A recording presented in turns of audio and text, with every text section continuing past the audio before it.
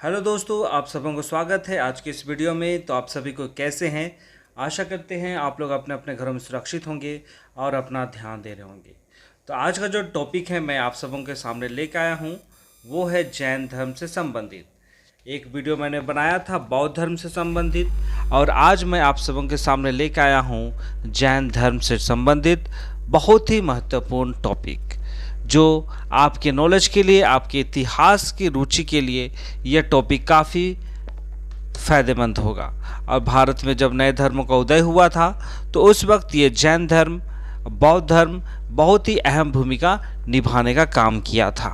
तो चलिए शुरू करते हैं। और यह जो लिया गया है, जो टॉपिक मैंने लिया है वो NCERT क्लास 6 का हमारे अतीत से लिया गया है। तो चलिए शुरू करते हैं। तो आप सबों को सामने है, ये PDF के माध्यम से है और इस पर लिखा गया है कि लगभग बात की गई है 2500 वर्ष पूर्व की बात की गई है। और जैन धर्म के 24वें और अंतिम तीर्थंकर वर्धमान महावीर ने भी अपने विचारों का प्रसार किया था। कब किया था? 2500 वर्ष पहले वर्धमान महावीर के द्वारा प्रचार काम अपने विचारों के द्वारा किया गया था। वह मतलब महावीर के द्वारा विज संघ के लिच्छवी कुल के एक क्षेत्रीय राजकुमार थे।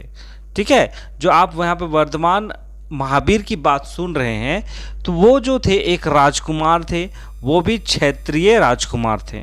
ठीक है, और लिच्छवी कुल के ही थे राजकुमार। और इसी संघ में मतलब विज संघ जो था, संघ के विषय में जो राजकुमार जो थे जिनका नाम महावीर था, उन्होंने 30 वर्ष की आयु में उन्होंने अपना घर छोड़ दिया और वे अपना रहन सहन के लिए वे जंगल में चले गए और वे जंगलों में ही रहने लगे। 12 वर्षों तक उन्होंने कठिन और एकांकी जीवन व्यतीत किया और इसके बाद उन्होंने ज्ञान की प्राप्ति भी किया गया। ठीक है, लगभग 30 वर्ष की आयु में उन्होंने अपना घर छोड़ दिया। जब हम लोग जो 30 वर्ष की आयु में जब हम लोग रहते हैं तो क्या सोचते हैं? अपना लाइफ बनाना है, कैरियर बनाना है, पैसे कमाने हैं, इन सारी बातों के बारे में हम लोग सोचते हैं।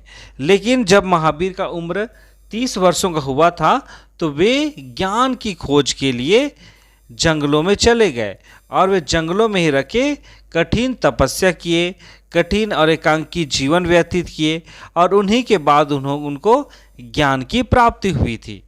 ठीक है, अगर बात करें हम लोग उसके प्रारंभिक समय की, तो उनकी जो शिक्षा दीक्षा थी वो काफ़ी सरल थी। सत्य जानने की इच्छा रखने में प्रत्येक स्त्री व पुरुष को अपना घर छोड़ देना चाहिए, ऐसी बातें उनके द्वारा कही गई थी। अगर उनका कहना था, उनका मानना था कि अगर ज्ञान की प्राप्ति करनी है, सत्य की खोज करनी है, तो प्रत्येक जन को अपना घर को त्याग करना होगा। घर त्याग करने का तात्पर्य यही कहा गया है कि घर से उन्हें जो आराम विलास प्राप्त होता है, उन सारी बातों को त्यागना होगा, तभी उन्हें सत्य की प्राप्ति होगी, ऐसी उनका मानना था। और उन्हें मतलब महावीर को अहिंसा के नियम का कड़ाई से पालन करना चाहिए, उनका ये मानना है। अर्थात किसी भी जीव को ना तो कष्ट देना है और ना उसकी हत्या करना है, ऐसा महावीर का कहना था। और साथ ही साथ महावीर ये भी कहते हैं कि सभी जीव को जीना चाहते हैं, है ना, सभी जीव जीना चाहते हैं, ये कहा गया है। और सभी के लिए जीवन प्रिय है, चाहे मानव हो या जीव जंतु हो, सबको जीवन प्रिय होता है, ऐसा महावीर का कहना है। तो महावीर ने अपनी जो शिक्षा है वो प्राकृत में दी थी।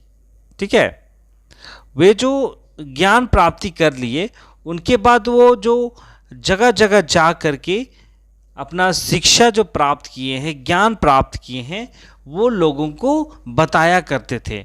और उनकी जो शिक्षा थी वो काफ़ी सरल थी।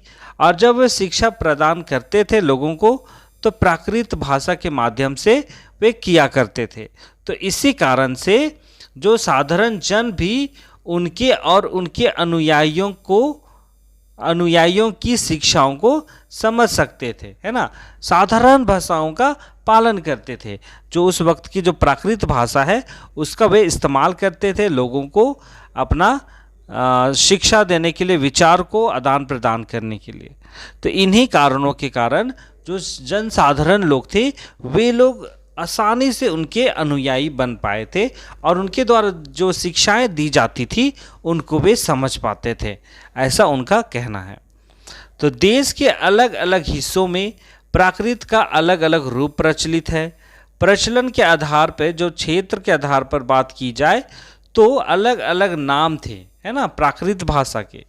तो जैसे मगध में बोली जाने वाली प्राकृत मगधी कहा जाता है ना।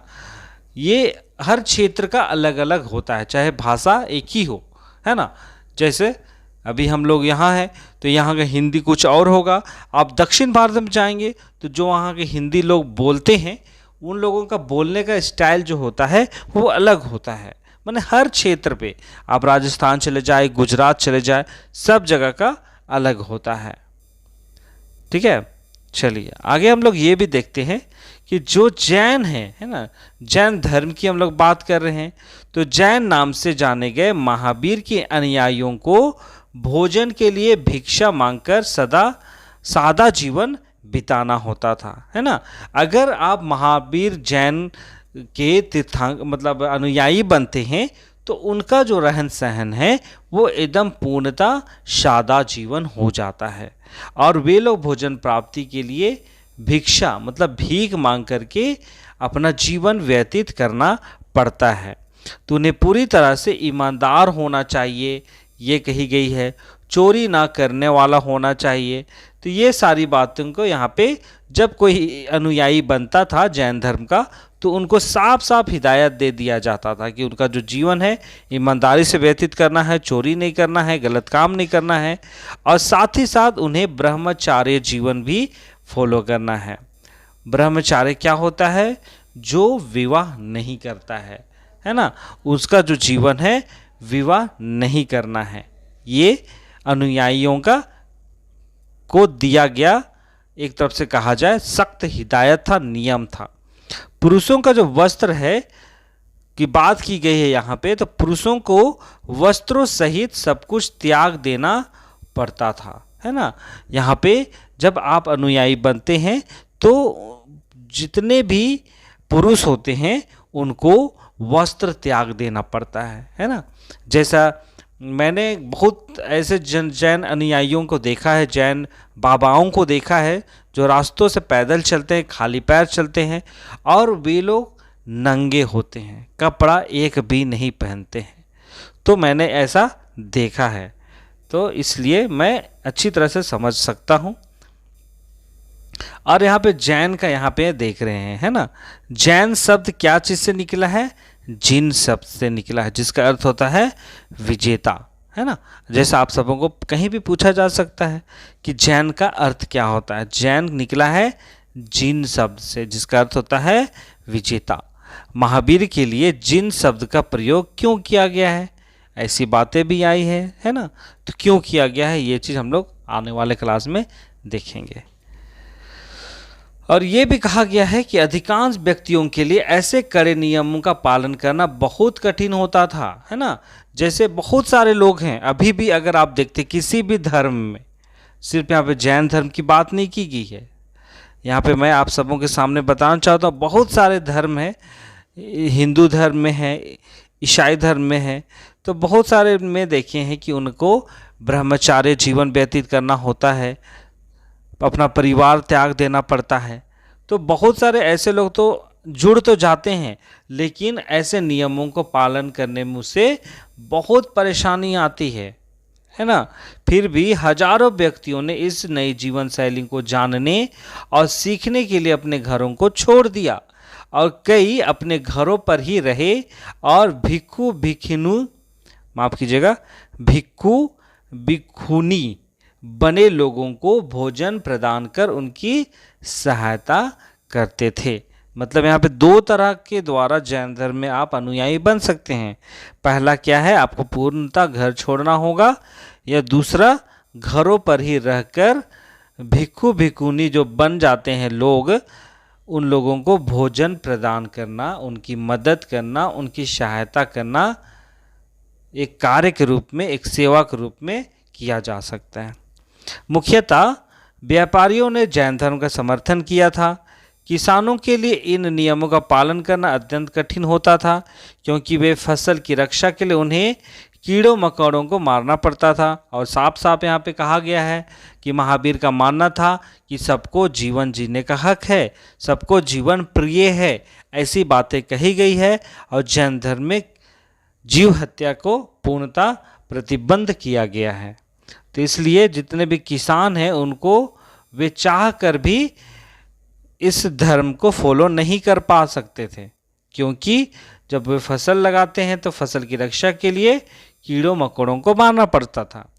बाद की सदियों में जैन धर्म उत्तर भारत के कई हिस्सों के साथ साथ गुजरात, तमिलनाडु, कर्नाटक में भी फैल गया। महावीर और उनके अनुयायियों की शिक्षाएं कई शताब्दियों तक मौखिक रूप से रही।